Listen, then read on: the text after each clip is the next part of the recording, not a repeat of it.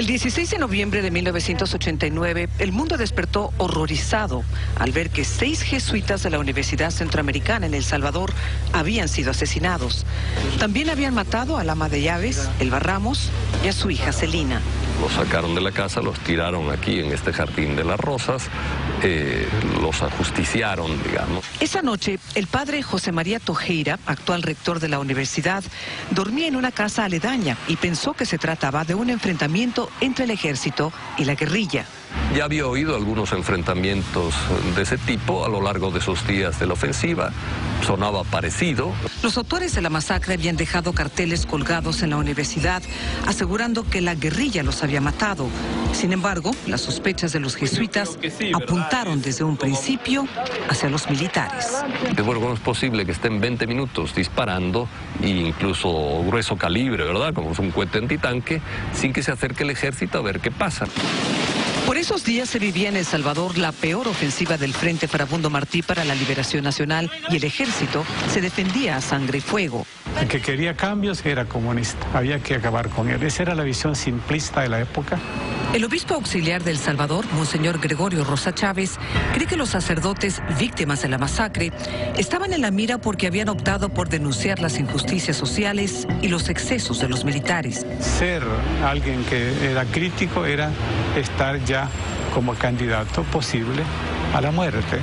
La guerra civil que arrasó El Salvador de 1980 a 1992 dejó 75,000 víctimas. Muchos religiosos murieron. En esta universidad pusieron 25 bombas. El padre John Sobrino nos mostró este pequeño museo donde buscan mantener viva la memoria de los muertos. 16 sacerdotes, 5 religiosas. Esa iglesia perseguida es la iglesia, en mi opinión, la única iglesia que puede predicar sin que se le caiga la cara de vergüenza a Jesús de Nazaret. Los autores de la masacre creyeron haber matado a todos los que se encontraban en la universidad esa madrugada, pero una pareja y su hija se habían refugiado ahí. Dios los protegió porque no se fijaron de que a pocos metros estábamos nosotros. Si no, también nosotros hubiéramos desaparecido esa misma noche. Aunque han transcurrido 20 años, esta pareja todavía teme por su seguridad, por lo que vieron y escucharon esa noche. Pude ver también los que eran soldados con su respectivo equipo. Era un desorden grandísimo. Y dije yo, bueno, estos hombres ¿qué creen? ¿Que han venido aquí a ametrallar la casa o a qué? Luego el padre Nachito venía para abajo y decía que era una injusticia y que ustedes son una carroña. Tras recibir amenazas de muerte, los jesuitas los ayudaron a salir del país con asistencia de la embajada francesa, pero al llegar a Miami, Florida, aseguran que fueron torturados psicológicamente por 2 agentes del FBI y un coronel del ejército salvadoreño. Y ellos me decían, eres una mentirosa, eres una guerrillera, no trabajabas limpiando las oficinas allá, sino que eran favores que hacías. Él también a mí me amenazó. Mira, me dijo, por tus mentiras, si en El Salvador estuvieras, me dijo, una buena p***ada te dieran, me dijo. Según ellos, fueron interrogados durante 7 días hasta que los forzaron a cambiar su versión. Me dice, ya no te acuerdas nada de lo que viste o lo que oíste. Cabal, le digo, es cierto. Para serle sincero, le digo, esa noche no estuvimos allí. Yo no vi nada, ni tampoco mi esposa vio nada. Como si el pasado se aferrara a no desaparecer, ahora tendrán que rendir declaración nuevamente ante la Audiencia Nacional Española, que ha decidido reabrir el caso.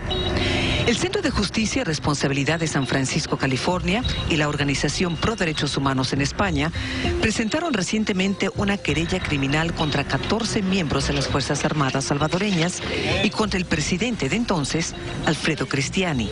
Los crímenes más graves, como los del genocidio, de lesa humanidad, no pueden quedar impunes y que si alguien comete este tipo de crímenes deben ser perseguidos. El abogado Manuel Ollese ha enfrentado a dictadores como Augusto Pinochet y ha puesto tras las rejas a militares argentinos acusados de torturas y asesinatos en su país. La justicia universal es el único vehículo hoy eficaz y efectivo. Ojalá tuviéramos que cerrar los procedimientos en España, pero ojalá los tuviéramos que cerrar porque donde se han producido se está haciendo un verdadero juicio, no un juicio pantalla. Él habla del juicio que se llevó a cabo en 1991 en El Salvador contra 9 militares. La justicia encontró solo 2 culpables, el coronel Guillermo Benavides y el teniente Yusi Mendoza. El resto del pelotón fue absuelto. Que ese juicio fue una vergüenza nacional e internacional y fue una burla a los familiares de las víctimas.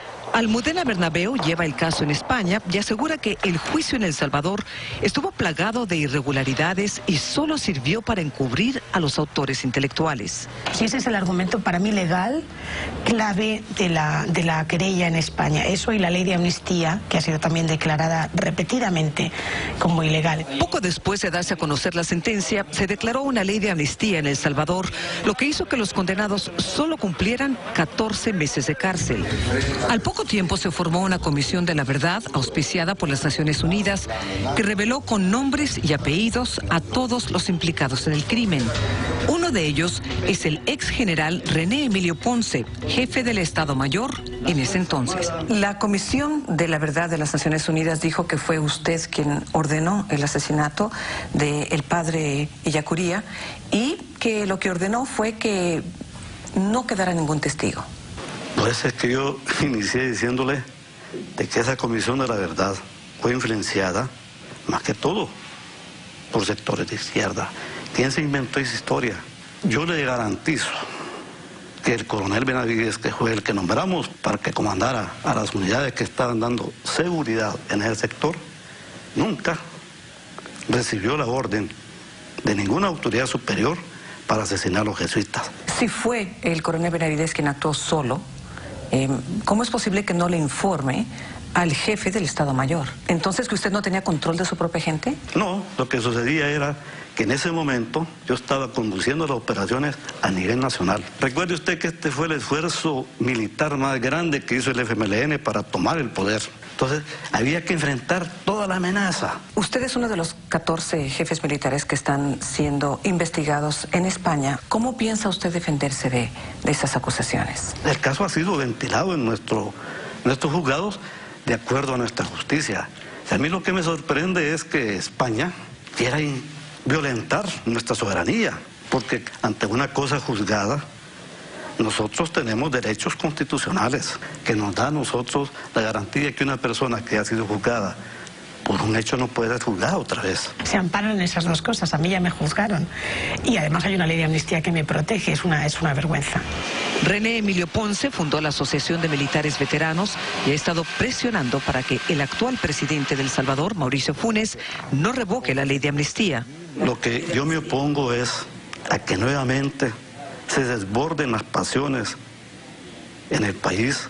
Queremos volver nosotros a estar viviendo esa zozobra, esa inestabilidad política social en el país. No lo queremos. Según el padre Tojeira, la ley de amnistía ayudó a encubrir a los culpables y dice que para que se logre una reconciliación y se curen las heridas, tiene antes que saberse la verdad. Curiosísimo, porque esta gente suele decir, no queremos que se abran heridas. Y dice, ¿las heridas de quién? Ellos no están heridos, digo, a no ser que digan, pobrecitos los asesinos que sufren tanto cuando se les llama así. Como Fuerza Armada no buscamos ni iniciamos la guerra, cumplimos una misión constitucional. ¿Quién comenzó esta guerra? ¿Quién quería tomarse el poder por la vía de las armas? Pues era el FMLN. Nosotros reaccionamos a una agresión y defendimos a nuestro país. Mientras avanza la querella en España, los sacerdotes jesuitas en El Salvador dicen que no piden cárcel para los responsables, solo quieren que reconozcan su culpa y que pidan perdón.